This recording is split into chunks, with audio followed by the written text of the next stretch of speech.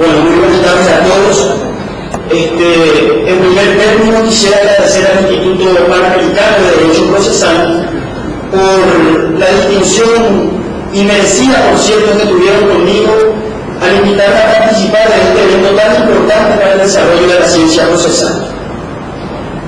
Se me ocurre que muchos podrán sentirse como aquel personaje kafkiano que una y otra vez era sometido a los mismos trámites. Y digo esto porque muchas de las ideas que voy a exponer a continuación ya fueron tocadas de manera brillante esta mañana por el doctor Alvarado Belloso y también por el doctor Jorge Cini. Así es que si me vuelvo un poco reiterativo, presento desde ya excusas por ello. Bueno, el tema que desarrollaré se refiere a los fines públicos y privados del proceso en el marco de una república. Está de más decir que resultaría muy difícil comprender los fines públicos y privados del proceso sin hacer previamente un breve recordatorio acerca de los orígenes del mismo. Para ello se hace necesaria al menos una sutil referencia histórica, de suerte que podamos recordar todos primero cuáles fueron los orígenes públicos y privados del proceso, para luego sí poder abordar con mayor profundidad los fines del mismo dentro de una república. Como resultaría imposible abarcar todos los detalles históricos que se relacionan con el tema en tan pocos minutos, voy a limitarme a realizar un repaso más esquemático que exacto acerca de la evolución del fenómeno proceso en los principales periodos de la historia. Debe quedar claro que más allá de cuáles fueron los pormenores que envolvieron el tema, y con total prescindencia de la definición dada por muchos autores, partiendo exclusivamente de la base del texto legal, entiendo el proceso como un método de debate dialéctico para la resolución de conflictos. Bueno, hechas estas aclaraciones y ya adentrándonos en el tema, puede decirse que en una primera etapa el proceso se caracterizó por la extremada violencia con la que se resolvían los conflictos, ya que básicamente se apelaba a la razón de la fuerza, lo cual lógicamente generó un estado de vigilancia permanente. En una segunda etapa, pareciera que debido a la constante espiral de violencia, los miembros de la comunidad decidieron establecer algunas pautas para arreglar la venganza, la cual, si bien era considerada legítima y necesaria, debía ser organizada. Fue en esta etapa que aparecieron institutos tales como las ordalías y los juicios de Dios. Finalmente, en una tercera etapa, el pueblo, entre el que se consideraba víctima y aquel que era sindicado como responsable del daño, fue perdiendo su sentido místico y de a poco fue racionalizándose. En esta etapa donde aparecen los ritos y las fórmulas sacramentales, y con ello lógicamente hacen su irrupción en el escenario los primeros abogados. En apretadísima síntesis, puede decirse que esta fue la evolución del proceso desde la antigüedad y hasta aproximadamente el siglo XII. Debe quedar bien en claro que más allá de cuáles fueron los mecanismos de debate utilizados por los hombres para zanjar sus disputas, en ningún momento de la historia aparece la autoridad como interesada en el resultado del litigio. Es cierto, sí, que en un momento dado de la evolución jurídico-procesal se hizo necesaria la participación de un funcionario público que básicamente se encargaba de controlar la regularidad del debate. Pero debemos reiterar que el mismo en ningún momento manifestaba un interés ni personal ni institucional en la suerte del juicio, lo que nos permite advertir que el proceso correspondía con exclusividad a las partes. En su obra La verdad y las formas jurídicas, Michel Foucault nos señala que a partir del siglo XIII, mientras las monarquías europeas iban imponiendo violentamente su dominación sobre toda la superficie de la tierra, el proceso conocido hasta ese momento cambia de manera radical con la introducción de nuevas formas de justicia, nuevas prácticas y nuevos procedimientos judiciales, con la mira puesta en potenciar los intereses del monarca de turno, la guerra, la circulación de bienes y el litigio judicial pasan a conformar un gran bloque de dominación y poder. ganancias de logística, de expansión territorial y de aumento de riqueza fueron el justificativo para que los más poderosos procuraran por todos los medios hacerse del control de los litigios judiciales, con lo cual impiden que el proceso se desarrolle espontáneamente entre los particulares. Sintetizando el breve repaso histórico sobre los orígenes públicos y privados del proceso, puede decirse entonces que desde el siglo XII de nuestra era, el proceso dejó de ser la puja de dos individuos que se enfrentaban en función a ciertas reglas de debate, para convertirse en un debate en el que ambos se sometían a la autoridad jurídica y política de un tercero ajeno a ellos. En este pasaje de la historia es que aparece también la figura del procurador como representante del soberano dentro de los litigios. Es así que el poder político paulatinamente se fue apoderando de los litigios. A su turno aparece el concepto de infracción para significar que un daño causado a un individuo particular necesariamente debía ser considerado también como una ofensa al soberano, lo cual lógicamente Jacobo abarcaba la obligación de reparar esa ofensa, lo que le permitió a las autoridades confiscar masivamente los bienes de suerte aumentar las riquezas y las propiedades del rey. Foucault resume todo este fenómeno diciendo que las monarquías occidentales fueron fundadas sobre la base de la apropiación del litigio, debido a que esto les permitía contar con mecanismos de confiscación. He aquí pues el fondo político de la transformación del proceso de privado a público. Esta concepción claramente publicista del fenómeno se pudo neutralizar en la mayoría de las sociedades mediante la prolija y sistemática labor llevada a cabo primero por la Santa Inquisición y continuada luego por la Inquisición española. En resumen, la historia nos muestra que desde tiempos inmemoriales y hasta aproximadamente el siglo XII de nuestra era, la finalidad del proceso era eminentemente privatista, mientras que desde el siglo XII en adelante se dio una profunda transformación que hizo que el proceso responda ya a fines puramente públicos, íntimamente relacionados con intereses políticos, intereses económicos e intereses de poder. El análisis del origen del proceso nos permite concluir que si el mismo tiene en mira pacificar a la sociedad por permitiendo el debate racional y dialéctico entre los individuos, es porque responde a fines privados. Por el contrario, si el proceso apunta a fines públicos, es porque está al servicio de los que detentan el poder, quienes confiscan de la mano de los particulares el método de debate, para de esa manera contar con una herramienta más de dominación, de sometimiento y de control social. Bueno, hasta aquí hemos visto un panorama amplio, general y más bien descriptivo de cómo se fue desarrollando el proceso a lo largo de los diversos periodos de la historia. Veamos ahora si dentro de una república el proceso debe tender hacia fines públicos o privados. Para el efecto, resulta imprescindible poner de manifiesto cuáles son los rasgos característicos de una república. De manera deliberada me niego a dar una definición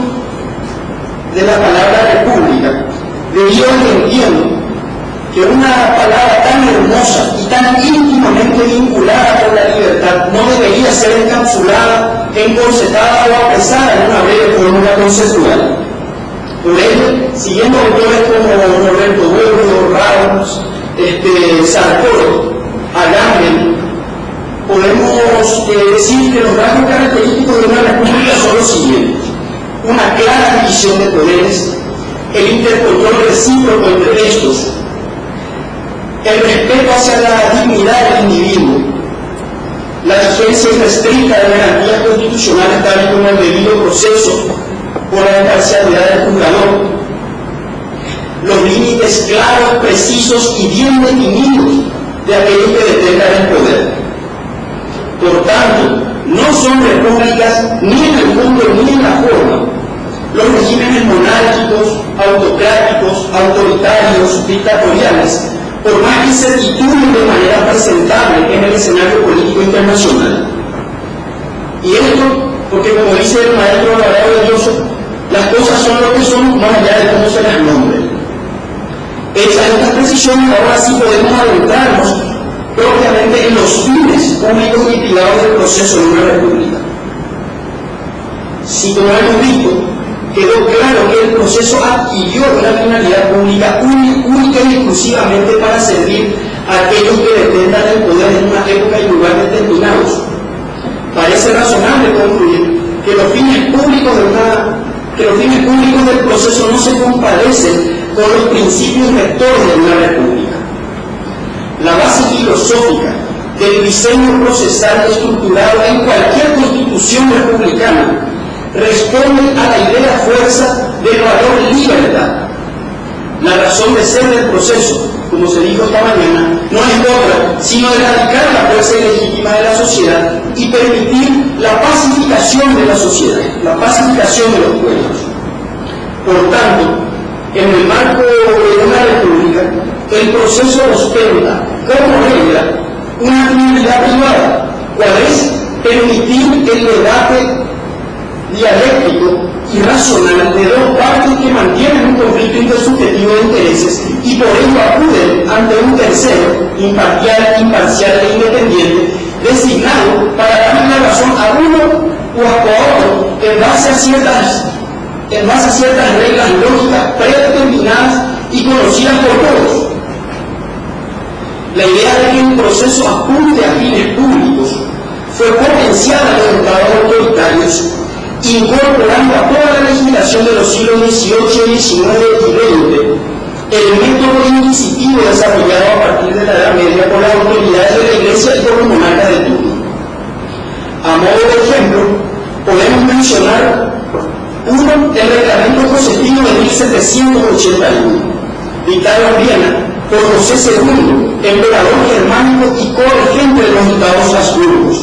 el cual es considerado como el primer código procesal moderno y constituye todo un monumento al despotismo ilustrado y al absolutismo del siglo XVIII. En segundo lugar, podemos mencionar a la ordenanza austríaca de 1895. A finales del siglo XIX, Franz Green, quien ocupaba el cargo equivalente a lo que podría ser un ministro de Justicia, Pedro García, de la Corte Real de Francisco José I, emperador de Austria y rey de Hungría, por orden directamente dictó una ley procesal, con la idea firme de enfrentar a las fuerzas liberales que pretendían socavar el régimen imperial. Para ello, le bastó endurecer aún más desde la propia ley el control sobre las masas, primero apelando al ejército, y luego gracias a la labor cumplida por los jueces. De esta manera, el proceso se empieza a consolidar como un instituto de derecho público, en el cual ya no solo estaba involucrado el interés individual de los particulares, sino surge un valor superior, la razón del Estado. En tercer lugar, podemos mencionar la ordenanza alemana de 1937, sobre la cual entiendo que no vale la pena profundizar debido a que basta recordar que en ese año Alemania estaba siendo gobernada por Adolf Hitler, por lo que creo que nadie racionalmente puede dudar que el proceso obedecía únicamente a fines públicos. Por último, quiero referirme al Código Italiano de 1940, protestado por Dino Grandi, ministro de Justicia de Benito Mussolini. Su exposición de motivos, que se conoce como la relación Grandi, es tal vez la muestra más clara de que atribuirle al proceso fines públicos responde únicamente a la concepción totalitaria que se tenga del Estado. Pero por razones de tiempo solo me gustaría señalar algunas ideas sobre las que se apoyan quienes ven en el proceso fines públicos. Por ejemplo, la relación Grandi refiere a que el proceso debe servir como meta de la revolución fascista, que suele lograr una más alta justicia social. Habla también de que se hace necesario renovar el concepto de autoridad y de dignidad del Estado. Señala que el proceso, aún en disputas de meros intereses particulares, no puede quedar librado al interés individual de los litigantes. La relación Grandi destaca además que el proceso ha ampliado notablemente el marco de averiguación de la verdad, gracias al impulso procesal realizado por los jueces. Bueno, pues estos modelos legislativos, que por otra parte y por diversos motivos sobreviven en la mayoría de los códigos de la región, grafican suficientemente qué debemos entender cuando quienes detentan el poder hacen referencia a que la ciudadanía debe respetar los fines públicos del proceso. Bajo el rótulo de que el proceso debía apuntar a fines públicos, se entronizó la figura del juez director, el cual podía, o en rigor sigue pudiendo, imponer su exclusiva voluntad al tramitar un proceso sobre texto de que tiene el deber de buscar la verdad real o de que está obligado a hacer justicia. Parece claro que el diseño de república, por el carácter que ya hemos enunciado, colisiona frontalmente con esta idea y por tanto solo excepcionalmente podrá hablarse de que el proceso persigue fines públicos. No pretendo desconocer que en determinados asuntos se presente legítimamente un interés o un fin público que merezca ser tenido en cuenta. Sin embargo, la solución para estos casos no pasa por exigirle al juez que comprometa su imparcialidad cumpliendo funciones tutelares, sino por ensanchar desde la misma ley el marco de legitimación, de suerte a que esa función en defensa de los intereses públicos pueda ser asumida por otra entidad, llámese el Ministerio Público, Procuraduría, etc. Pero siempre respetándose el principio de igualdad de partes dentro del proceso. En este sentido, resulta importantísimo destacar un documento elaborado en el mes de enero de este año en la ciudad de Valencia, España, por juristas de la talla de Federico Domínguez, Juan Montero Aroca, Eugenia Aramo, Franco Cipriani, Adolfo Alvarado de Lloso y otros. Este documento, conocido como la moción de Valencia, sintetiza claramente que el proceso, como garantía que es para el ciudadano y a la vez como límite para la autoridad, solo puede obedecer a fines privados, en tanto y en cuanto ha quedado demostrado que las concepciones ideológicas desde las que se conformó el proceso civil en el siglo XX han quedado absolutamente superadas y el futuro debe estar puesto en la idea de libertad de los individuos como función básica de un Estado democrático y republicano. Resumiendo en dos líneas todo lo antedicho, podemos decir que en el marco de una república, aquellos que ven en el proceso fines privados son conscientes de que se debe privilegiar el método por sobre la meta,